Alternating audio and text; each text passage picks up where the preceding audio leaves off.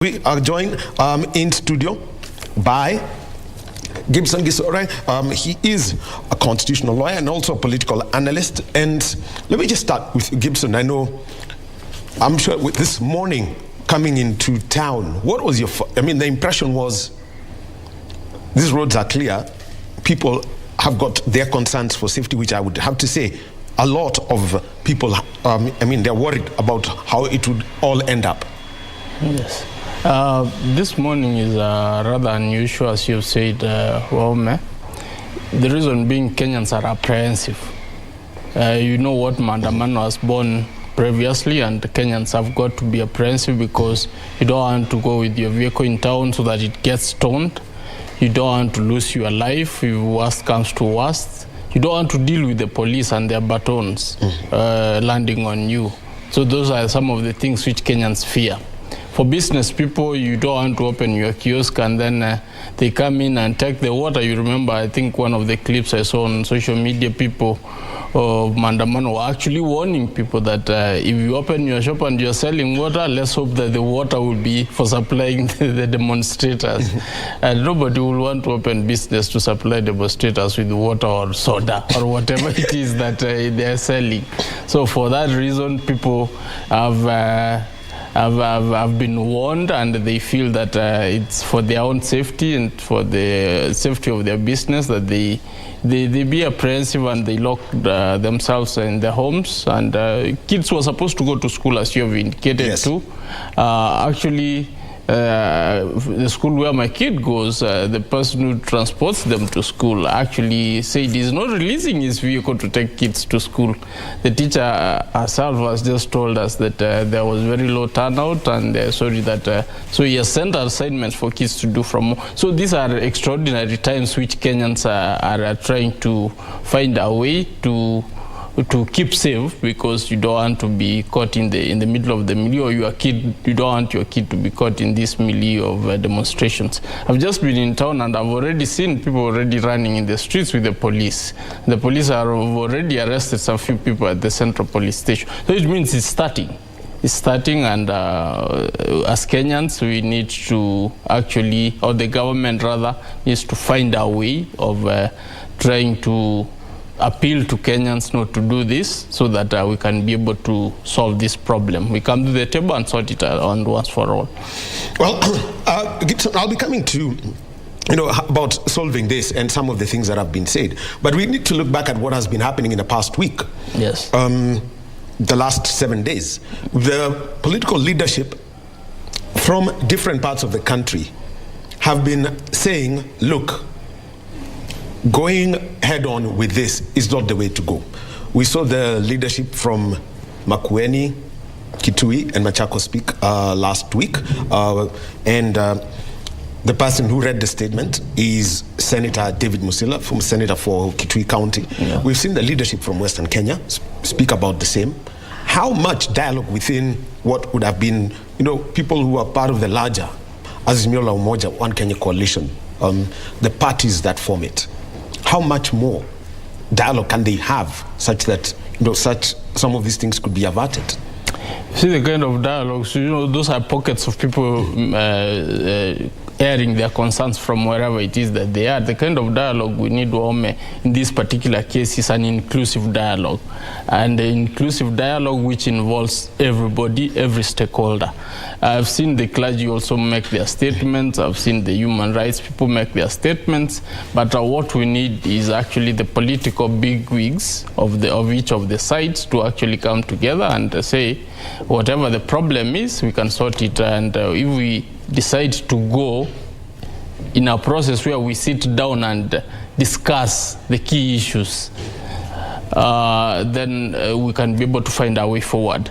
The problem is, I think from the government side, they are not comfortable engaging the opposition, because the opposition, according to them, wants to take advantage and ask for a handshake, or to also demand that they select their own IBC.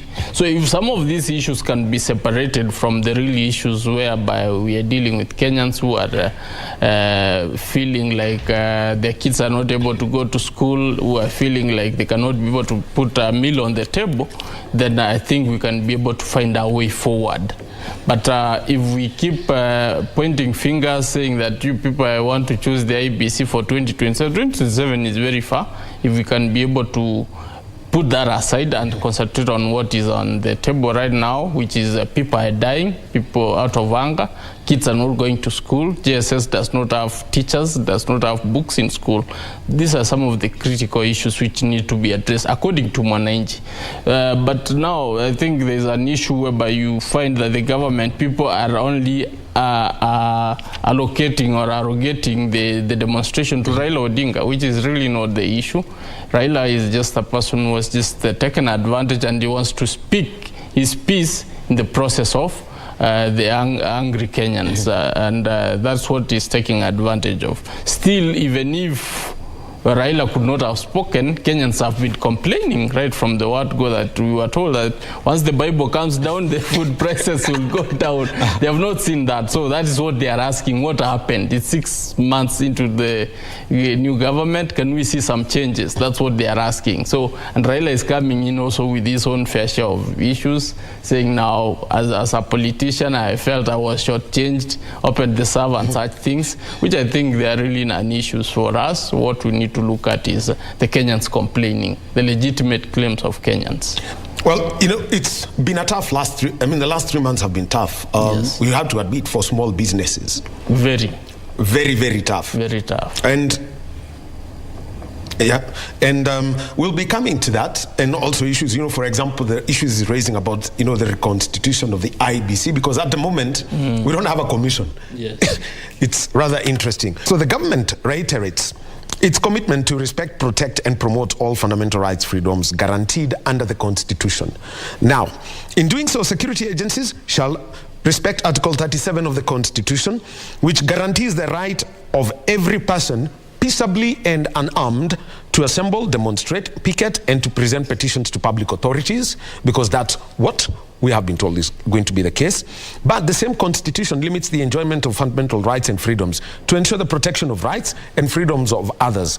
Basically saying is that where, for example, my guest in studio today is Gibson Gisore, is that where his rights and freedoms start, mine end there, and vice versa. So they've said that if those who are legally assembled, they will be protected, but those who turn this and do not follow the spirit of Article 37, then they will face the full wrath of the law. Just put the context of this article, Gibson. What the CS is saying is very true, because the context of what we have seen previously with this Mandamano is that people have ended up looting people's property.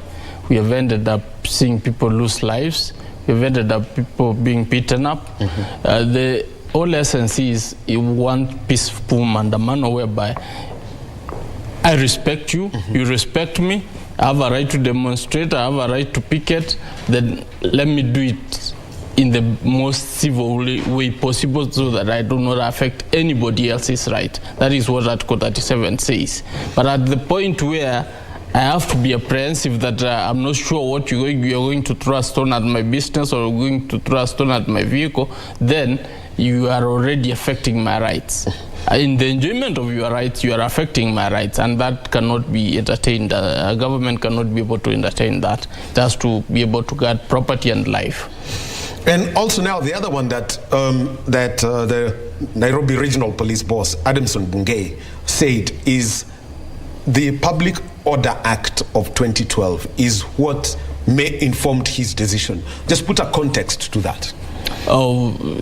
He did talk about the order on the aspect of protected places. That is because the demonstrators were saying that they want to go and present a petition at State House. Harambe, or even Harambe House. Or even Harambe, wherever the president will be. I don't know whether they will be looking for him around.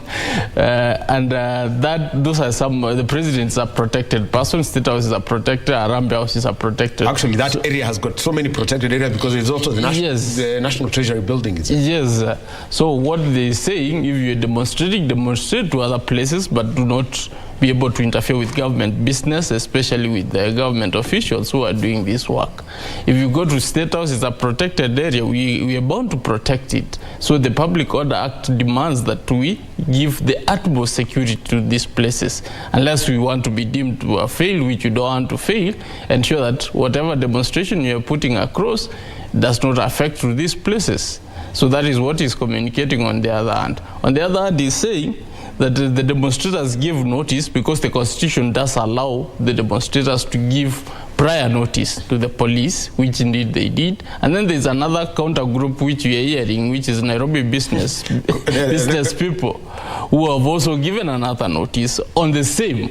So likely, because there's going to be a likelihood of a crashing of these two groups, then he said that both mandamanos will have to be stopped, and they have been declared illegal because of they're going to be likely to be a crashing of these two groups. So in the event that they do crash, then a lot of people are going to be hurt, a lot of businesses are going to be affected. So he's saying in light of the Public Order Act, then it's peaceable, it's actually wise to actually stop all the demonstrations so that we can have sobriety and we can have peace within the CBD and protect businesses and life.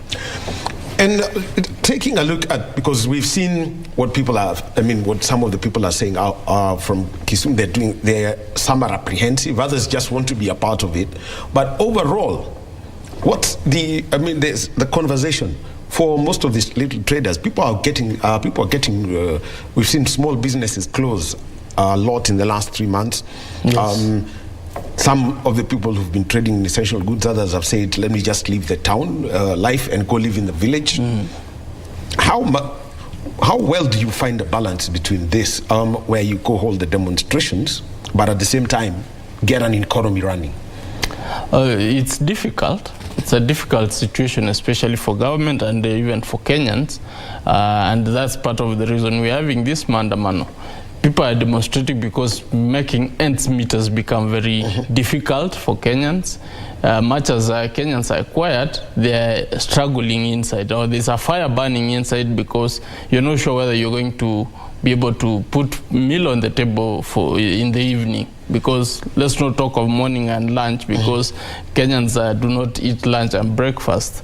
They just want to ensure that before they sleep, they eat. So those are some of the concerns. People have had to close to go back to the village because the economy is really taken a hit. We're just from an election. Economy had not been doing well from 2017. The fuel prices are up. We have the Ukraine war. We have, and that's why these issues are not only limited to Kenya. Right now in South Africa, I think the South African demonstration has already kicked off in high gear. Yeah, Malema seems to be a very good organizer. Actually, people are saying between Baba and Malema, seems Malema has taken the points today. Actually, it's a very odd day because there's, I wouldn't say, it's rather unusual that in South Africa, in Nigeria, they are demonstrating elections. Tunisia, they are demonstrating against the government. And you remember, the Arab Spring started in Tunisia. Yes. With the immolation of one of the protesters. I'll never forget that name. Bouaziz. Yes, Bouaziz. You know, these are some of the characteristics which we need to start questioning as the leadership of Africa, whether this is the right way to go, or we start listening to our people. In Nigeria, it's about elections. In Kenya, it's partly because of elections and, of course, the economy. In South Africa, it's purely because of the economy and high-handedness of government, and in Tunisia, the same. Actually, so they're finding it strange that the issues seem to be are a huge thing in South Africa. Yes, these things seem to be having some connection. So it's about time that the leadership of the countries on Africa stood up and address the issues which affect Mwananchi. And for the longest time, you find that, especially the government in South Africa, I've been to South Africa a couple of times, you know, they have not started now. They started with the fees must fall, where the black students felt like they were being given the short end of the stick. And this is what has been growing up, and then the xenophobia and the likes. You know, these are issues around economy. If we can be able to sort some of these issues, we can be able to help our people. governments seem to be aloof. Seem to be aloof of the issues which are affecting Kenyans or Africans at large. If we can be able to have a governments which can be able to be responsive, which immediately there is an issue, they go and address the issue according to what the mwananchi expects, not according to what they want to achieve, because that's where the problem, I think, lies. In Nigeria, the election issue, of course, is a contested issue. It was almost, the president won by very few votes. So there's a huge majority of people who did not vote for him, so that is expected. And in Tunisia, of course, they have been having issues since the last spring demonstration. So these are some of the things which we need to start looking at. Of course, climate change affecting everything, and the economy is not doing well. These are some of the issues which countries need to sit out and discuss. Well, and you talk about that. Well, it's strange this weekend of protests. I'm just trying to connect it, because it's strange that even yesterday in Israel they were protesting. Yes. And it was about protecting the Supreme Court, protecting the judiciary. So it's strange what is happening. But let's now come and talk about the cost of living. And it's the two schools of thought. I know in July last year, immediate former President Uhuru Kenyatta, his administration announced that there was going to be a subsidy that was going to be channeled through millers. And this is to cushion the public against the high cost of hunger, because Kenya's economy gets into a little bit of a shock anytime there are elections, a lot of uncertainties. Yes. So here we are, but the subsidy was removed, and the school of thought then is from the current administration. It's not about consumption, it's about production. Where do you put that balance? I think from where I come from, Ome, is the fact that Kenya, we've made a lot of mistakes previously which are making us to be where we are. Remember, by the time Kibaki was leaving, Galana Kulalu was a big issue where we were supposed to have set it up, and by now the production would be up and running. Actually, it shocked the Israeli ambassador. I think he said he felt like he had failed. He had failed, actually. So there was meant to be a dam to be built there to do the irrigation, but that dam has never come up. So that, coupled with a couple of other decisions, political decisions, which have meant our country to take a hit, you realize that Kenya is only 16% fertile, so we can only, and we have a huge population, we only can be able to survive on irrigation, cannot be able to rely on rain. So if we can be able to put those programs in place and make their decisions that we need to do proper irrigation to feed the Kenyan people, then in the near future, in 2030 or in 2035, we will not be having this problem. This issue was supposed to be handled during Kibaki's time. He started off the project. Uhuru government comes in, they do nothing, they abandon the project. So that is likely to cost us 10 or so years down. So we are suffering from something which has been a problem which has not been addressed from before. If we were to handle some of these issues, then we could be better off now. You see, there's a problem in terms of execution of government projects in this country, and this is really costing us. You go to our neighboring countries, like during the COVID era, Magufuli, during his first term, he launched groundbreaking projects, and Tanzania is comfortable. You go to Ethiopia, they did the same. Then, much as they are in war, they're not complaining of hunger, because we also share the same climate with them. It's because the government has really invested enough in irrigation schemes of rice and other food crops which they eat. They are now actually exporting. So some of these decisions which our government takes end up costing us. And I'm also seeing this government also fall into the same trap, because I'm not seeing a very concrete plan. Much as they're saying they're going to do 1,000 dams, none has started, or they have not launched any. If they were to do this early enough, then we can be sure in the next 4 or 5 years we could be able to have these dams and the irrigations will be happening and there will be enough food crop for the country. Actually, last week with the visit of the Italian president, that was commendable. I hope they take it off. They take it off. Yes, because that would solve a lot of it. Yes. Now the other one is a very tricky part, and I saw somebody who does a lot of analysis, and he pulled off the EPRA, the Energy Petroleum Regulatory Authority, price list for August to September with fuel subsidy. Turns out that a litre was 215 shillings. Then the first decision that President Dr. William Ruto had to make was, after being sworn in, immediately after, he had to make a decision about fuel prices. Took away the subsidies, went down to 177. That's petrol with no subsidy. But previously, I think we were doing 156 on that region. But how then do we sustain this? And because we import all of our petroleum, and we can see the shilling is taking a hit globally. The dollar is gaining strength, unusually. Yes. I think from where I come from, I don't know, I could be wrong. We need to make a very difficult decision because this is something which we have to decide. We have oil in Turkana. However much the oil they might say is not very viable, I think it's high time we did the pipeline and we did even a small refinery.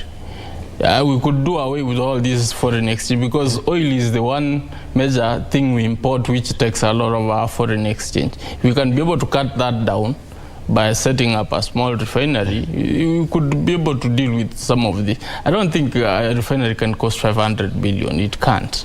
Even the pipeline combined. Actually, the challenge with our oil, and this, at least we learned from former PS of energy, is that our oil is not a liquid. It's not liquid. It's solid in the room temperature. Yeah, it looks like kiwi.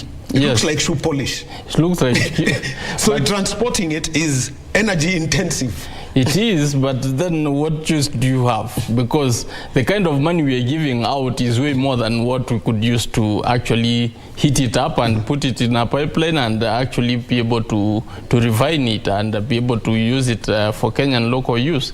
But that is the same thing. The oil is the same as the Ugandans. I did a lot of research on the Ugandan oil, and they are actually doing that. They are setting up a pipeline. They are actually setting up a refinery. So it's not something which we are saying which has not happened. It's already happening in Uganda. And it's high time, as Kenyans, we also did that. That not being the case, we can also combine as a region. We have a lot of oil in, the Sudanese oil is movable and is one which is liquid. We can be able to set up the pipeline. Remember, there used to be plants. If we can be able to set up such things and combine with actually, the Ugandan. That is lapset. Yes, if we do lapset, some of these challenges, I told you some of the economic problems you're suffering is because of the decisions, political decisions we've made before. If we could be having lapset up and running right now, we could not be having some of these challenges. And remember, by having a pipeline transport oil from a different country, we'll be having a lot of foreign exchange coming in because we'll be charging them for every liter of oil which passes. Rent. We'll be receiving rent and also be using the same our oil at the same time and even refining them for them and exporting to them. Those are the kind of things we need to look at because where our economy is, we can't be able to move it to the next level without making key decisions. And some of the key decisions is actually ensuring the lapset is up and running, ensuring we have the nuclear power plant up and running, ensuring that the irrigation is up and running, because that's the future of Kenya. And we are hitting 2030 in a few years' time, and some of these projects have not kicked off. The Konza City is still a white elephant, which is also supposed to be bringing another stream of revenue. Actually, it's interesting that last week the South Korean government is involved directly with them. Yes. So there are a lot of people who are supposed to be setting up things. I think the Indians are supposed to set up an hospital. These are people who should have been encouraged to come and put up. The Koreans are supposed to do the technology university for masters and such things. They should have been encouraged to set up that. We should be by now even having a dual to Nakuru and Mombasa, but we don't have these things. So some of these things are what is making us. We will be here in 2027 again, still crying over the same issues. Very interesting. Very interesting that you mentioned about a large highway, towards Mombasa, because one of the hugest American towns got scared of touching that project, Bechtel. If Bechtel back off from something, then there is somebody who really gave them a shock of their lives. Of course. Yeah. Advocate Gibson Gisore, he is a constitutional lawyer and political analyst, and we're talking about the Azimio nationwide protests, and we've had updates from the Central Business District and also from Kisumu. So let's find out what the situation is in Mombasa, because also Deputy President is receiving grain from the World Food Program, and this is at the Kilindini Harbour. June Karisa is our reporter there, so we shall be joining up at the port of Mombasa to get that story. And also KDF employment happening at the Ulinzi Sports Complex. Yusuf Farah is our reporter on the ground. So the rest of the team will be keeping us updated as they happen, and also a look at what's happening around the Kilimani area. That's around State House and all of that. Regina Manyara is our reporter, and she's going to be giving us an update on the situation there. We take a short break and we'll be back and continue with News Check this morning.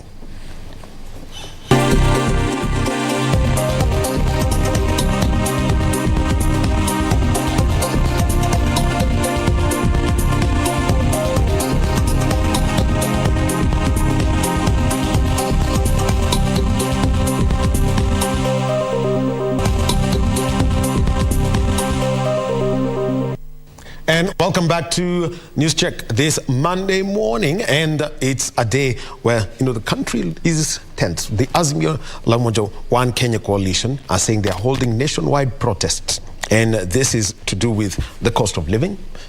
They are protesting about the decisions made about the election of President William Ruto. They are protesting about the procedure being used to hire new IBC commissioners. And so they plan to hold demonstrations, but the police have said those things are illegal. So our teams are out there.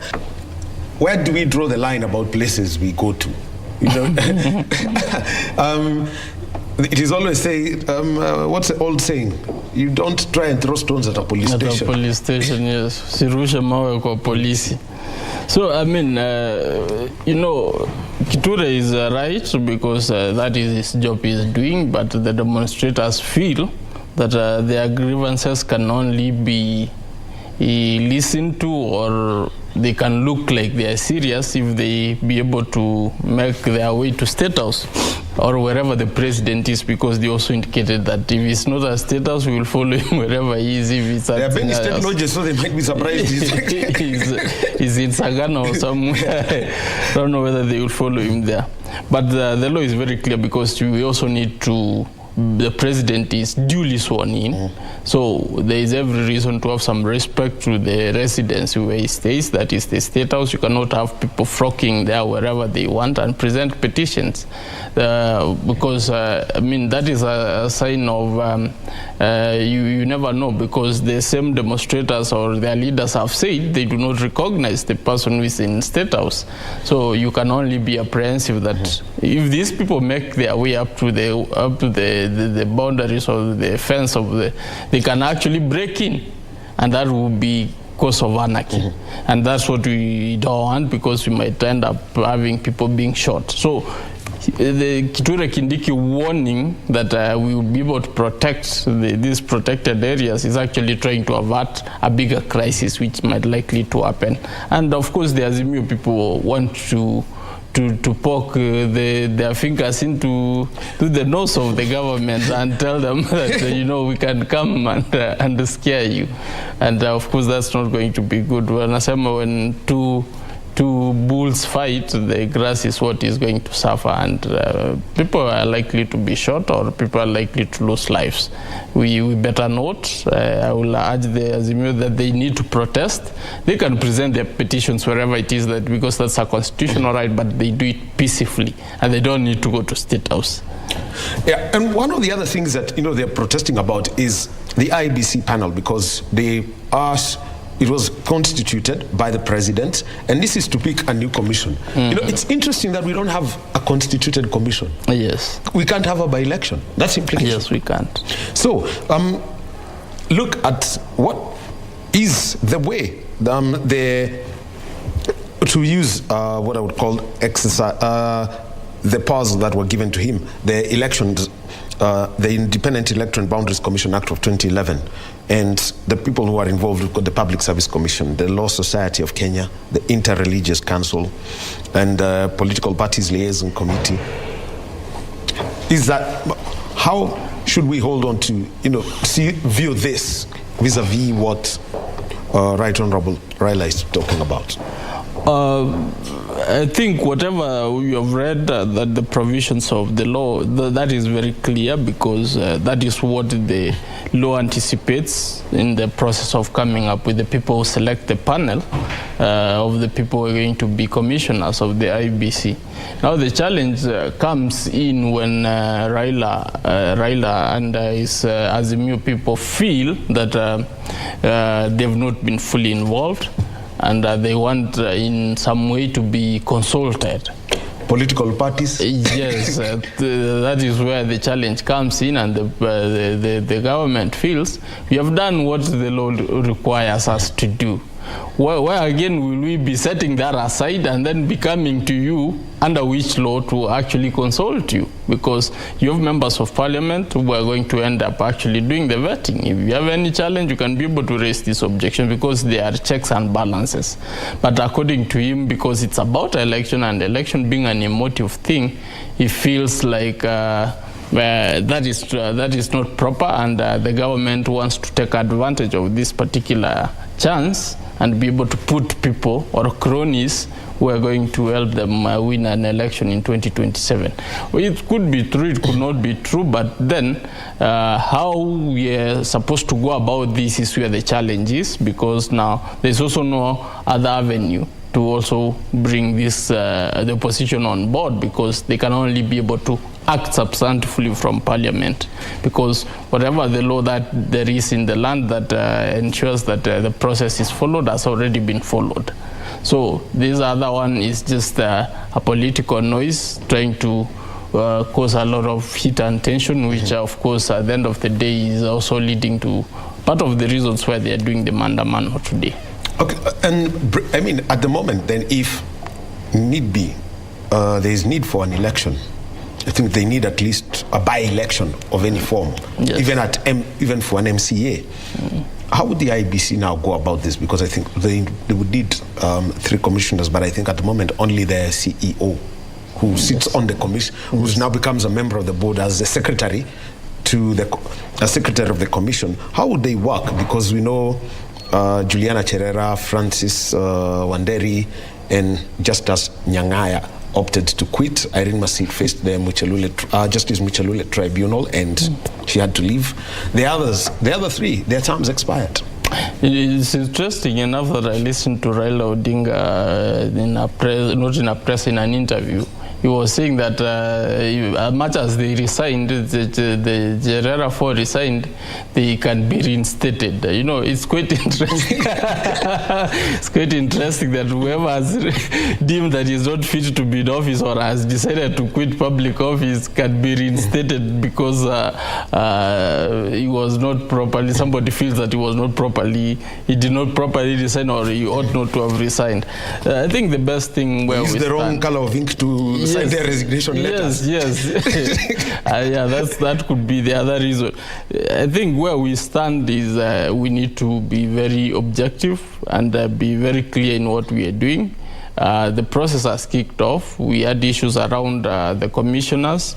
Those issues, a tribunal was formed, it has looked into those issues. It has come up with a report. Nobody has challenged that report in court. So the clear process is for Raila Odinga to actually follow through the process, unless he doesn't also believe in the court process. And then, of course, now we have highlighted to the issue that we might have an MCA or an MP by election. Some few have been declared, yes, unless they are going to appeal, and that's going to take some time. We need to have the commissioners in place. And I think he needs to rally his troops and ensure that the people who are going to be shortlisted, we get the right people. That is the best service he can do to Kenyans. Well, we're speaking about this, and it's basically the state of the nation. Where are we? And a conversation that usually comes up anytime you talk about the state of the nation, the economy, is graft. Yes. Corruption. And what has been referred, there are different terms that come with it. Greed. Then we invented the word tenderpreneurship, where you basically make money from tenders, but you say just trying to but claim to be an entrepreneur. How much needs to be done to roll back on graft? We've had strange stories of a bus of being bought for 3,500 shillings. Yes, I think there's a lot which needs to be done as a country. That is our Achilles heel, which we need to look into, because if we were to roll back on state graft, we could actually not be able to need any loans from outside. We could be having sufficient money to take our kids to school, to have medicine in our schools, to do roads without asking for these other loans to fund our projects. Because as we stand 60 years, almost 60 years from the time we were independent, we cannot be able to fund our own education. That is quite a pity. We cannot be able to do our own roads. And virtually we cannot be able to feed our own population. So that is quite appalling, and what we need to do is to ensure that this corruption is actually limited or is actually eliminated, so that we can be able to focus or have whatever is collected from Kenyans serve Kenyans, and that is the best way we can be able to move forward. The best way is to actually have a leadership which is very keen and focused in dealing with some of these tenderpreneurs and looters. The religious leadership of Mombasa did speak, and some of the things, though, I mean, I've heard them say, they say daya maandamano yataleta mvua kiangazi kitaondolewa.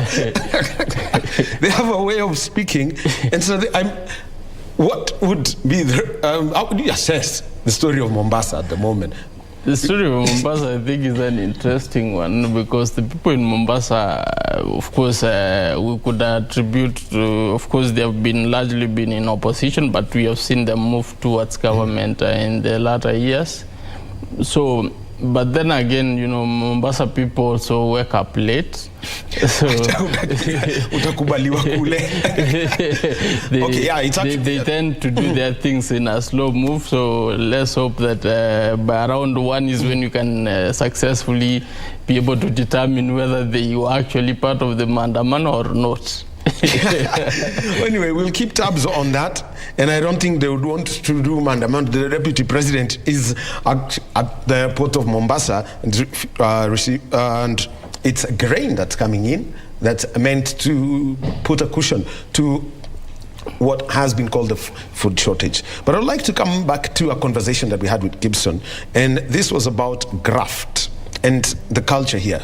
We tend to glorify what I would call bad manners. Yes. How do we change this? Because if we like they say, ndio tumemchagua ni mwizi lakini huo mwizi ni wetu. Yes. How do we put an end to that? It's very simple. You see, it needs, as I was saying, it needs a serious leadership. It starts from the top.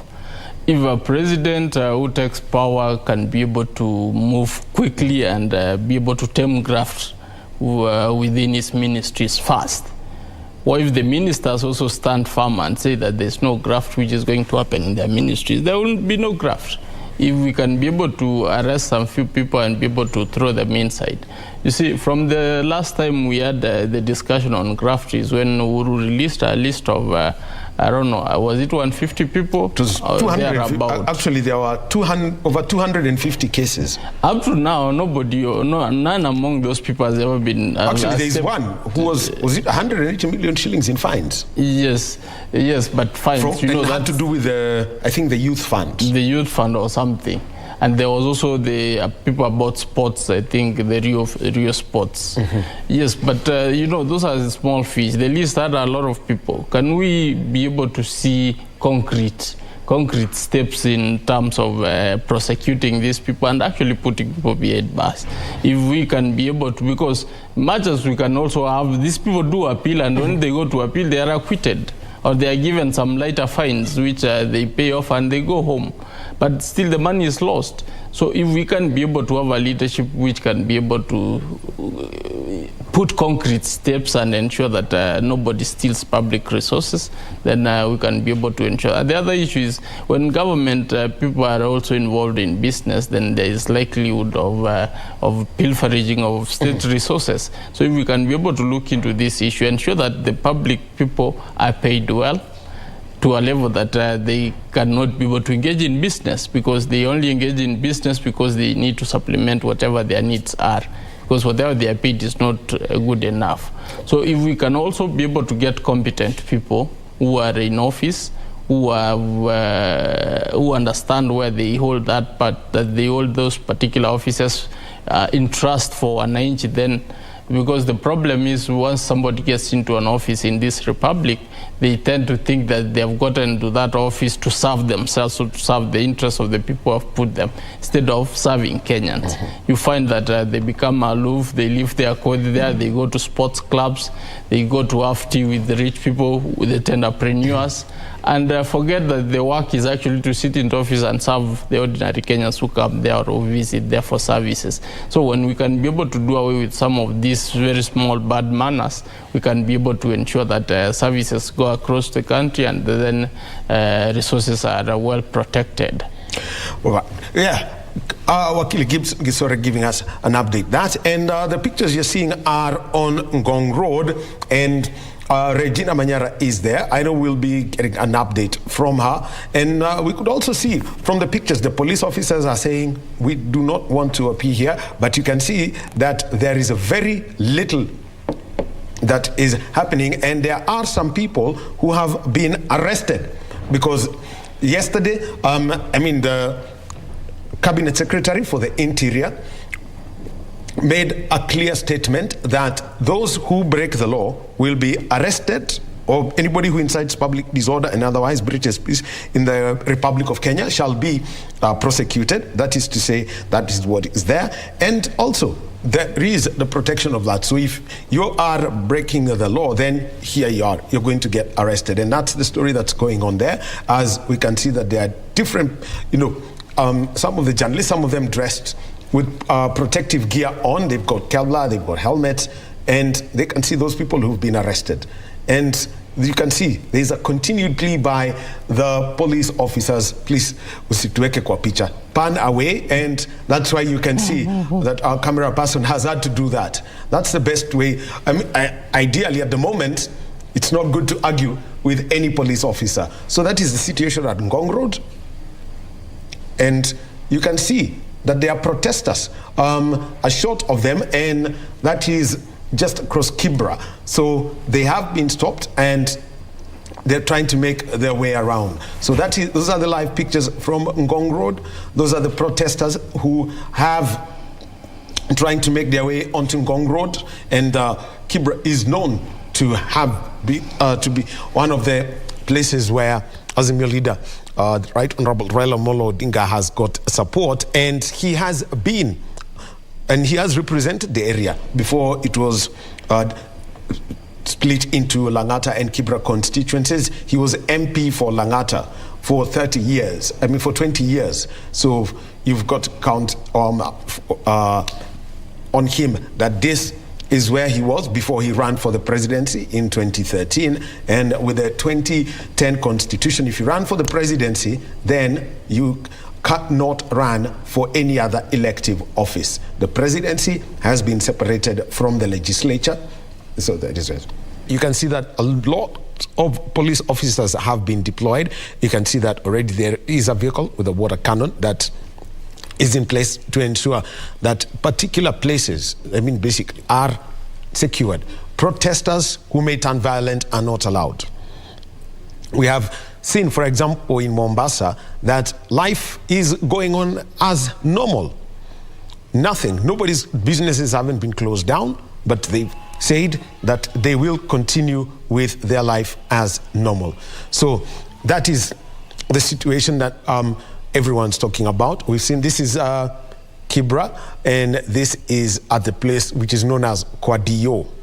So that is that is the situation. So protesters trying to make their way onto Ngong Road. Much of Ngong Road has been sealed off and cordoned off. So people should not be doing there. Kisumu, we've seen some people burning tires, but but for most of the people, it's all about their safety, which they are really, really concerned about. That's why we haven't seen much traffic in Nairobi around the roads there. And what people want to do is to make sure that they have it safe. So our reporters in Mombasa, we've got Michael Mwandiga. In Kisumu is Wycliffe Okech. In the Central Business District, Beatrice Gatonye.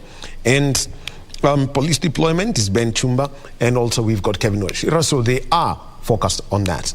And let's now continue, with our conversation here with Advocate Gibson Gisore. And for some of what has been said, some of the things that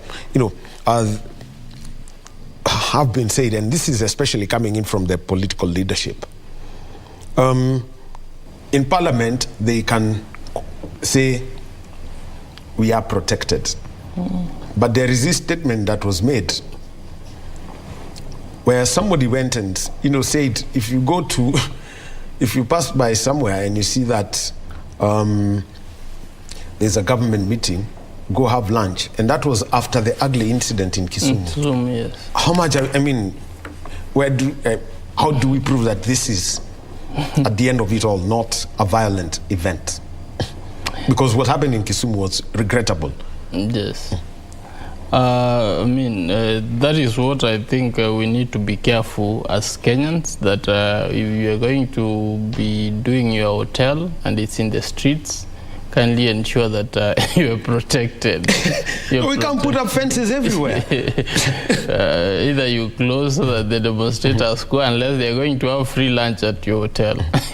So, normally, these demonstrations, I think I watched Malema warn people that we are not telling you to do your business, but stay warned that if you are going to bring your vehicle into the streets, it's for transporting the demonstrators. If you are going to open your hotel, it will be for people who are demonstrating to eat.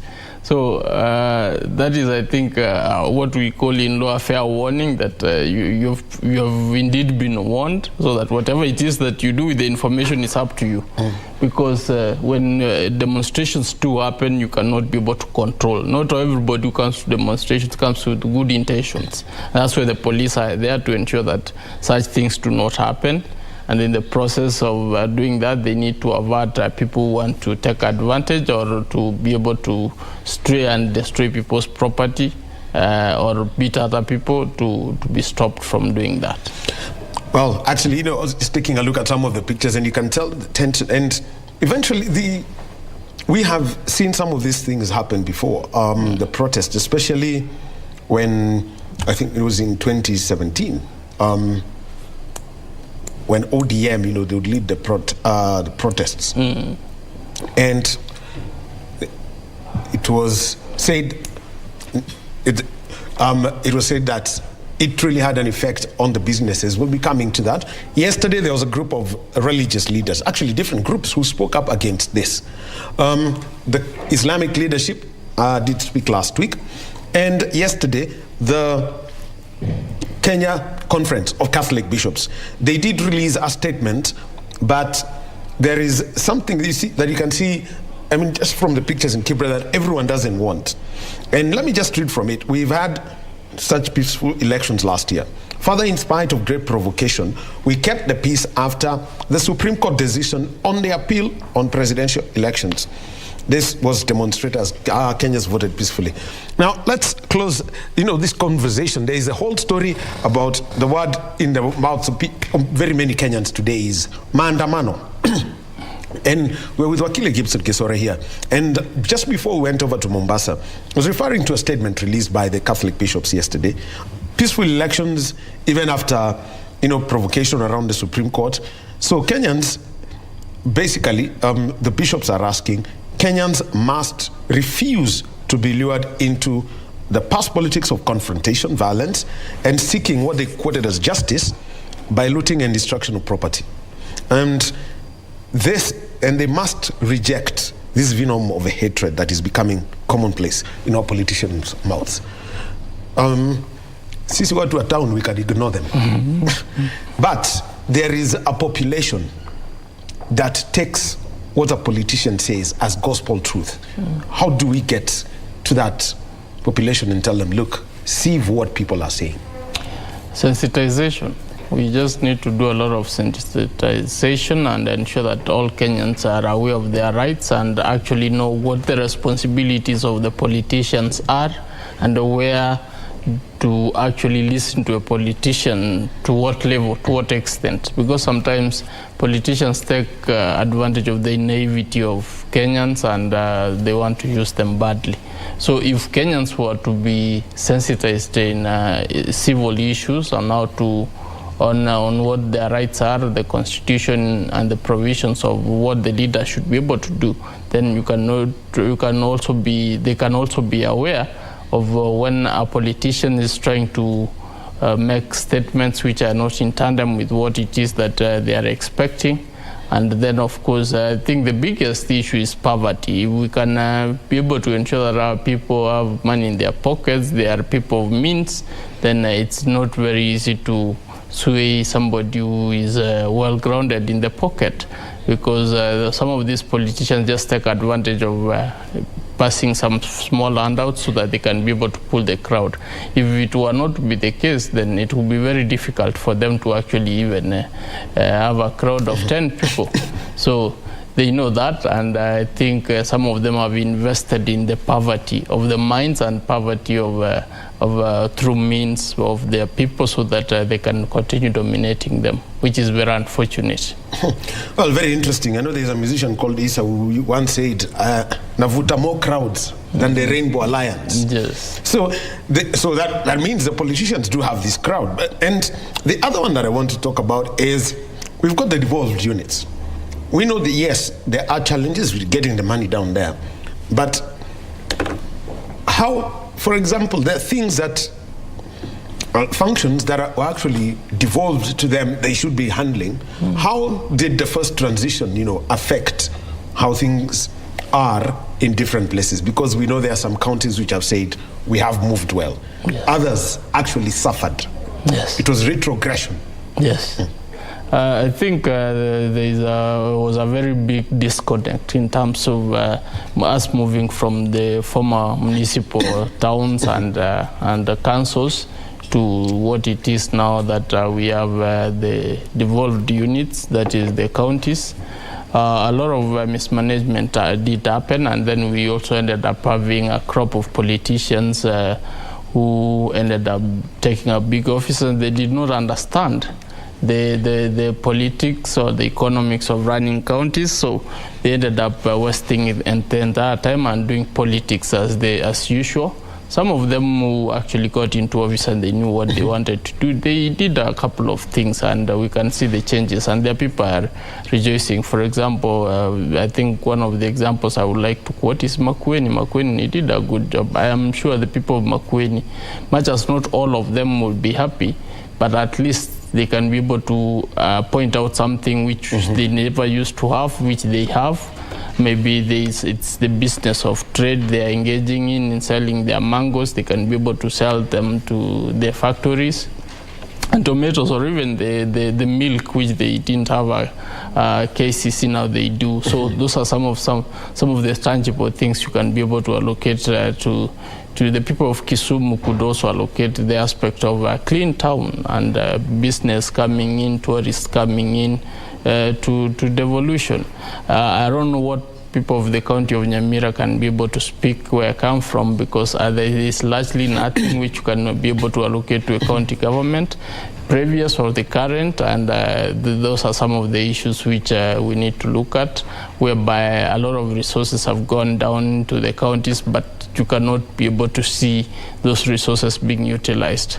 And it's very unfortunate. If government could be more proactive in terms of checks and balances to ensure that some of these resources, which they don't end up in people's pockets, some of these resources, especially in the upcountry counties, they end up going to the ground, and then immediately they come back to Nairobi to do flats in Kitengela and Rongai, which is quite unfortunate. So instead of us seeing the development on the ground or helping people have medicines, have good roads, have bridges, it comes back to Nairobi to benefit the people of Nairobi in terms of good houses which have been built by the said CEOs of the counties. If some of these things could be checked, because this is now disproportionate development, which we can be able to ensure that if these monies are actually used in the areas which they are supposed to be used, then there can be change. Now, there's something about this protest as we close. How do you address the person in the rural area? I'm just trying to think about my people in my home village doing a maandamano. It just can't work. It can't. This is an urban phenomenon. Yes. How just do we, manage this as we close? Because it's the only place you want to. Yes, it's only the towns, because the people in the towns get affected more than the local people. The local people, they're involved in farming, involved in terms of taking care of the cows. You cannot leave your cows without food and then you go demonstrating. In fact, it will be worse. It will go crazy in the neighbor's farm. And you will have serious issues with your neighbor, which you don't want. So the people in towns, especially when you find that they are jobless, or they do not have food to eat, or they do not have anything meaningful to do, those are the people, they lose chippings which you can actually be able to call to a maandamano, and then they will come. And even the politicians are very clever. They go to the places which are not well-to-do, where they can actually find quite a number of people, a crowd. You will actually realize most of these demonstrations will tend to take some particular streets where these people can be able to access. Hardly will you hear that there's a maandamano in Karen, or people demonstrating around Runda area or Kiambu. Those are places you will never have crowds, because people are busy doing their own things, and nobody will be interested to go into such streets, because you cannot tell somebody to come from Kibera to go to Kiambu Road to go and demonstrate. So some of these issues are cosmopolitan oriented, in that you can be able to pull a crowd, and there are more disgruntled people in the cosmopolitan areas than in the local places. All right. Thank you very much, Wakili Gibson Gisore, speaking to us this morning, and the word that is all about is maandamano. We shall be keeping you updated on what's happening there. Plus, also remember, there's grain that's being received at the port of Mombasa, and Deputy President, the Honorable Rigashagwa, is at that event. So, shortly we'll be getting back to Mombasa to listen to the Deputy President speak about this food security matter. My name is Daniel Wahome. Thank you for being with us. Coming up next, Kurunzi Mashinani with Zaina. And after that, it's going to be the interview program, Tamrini. Have a good afternoon.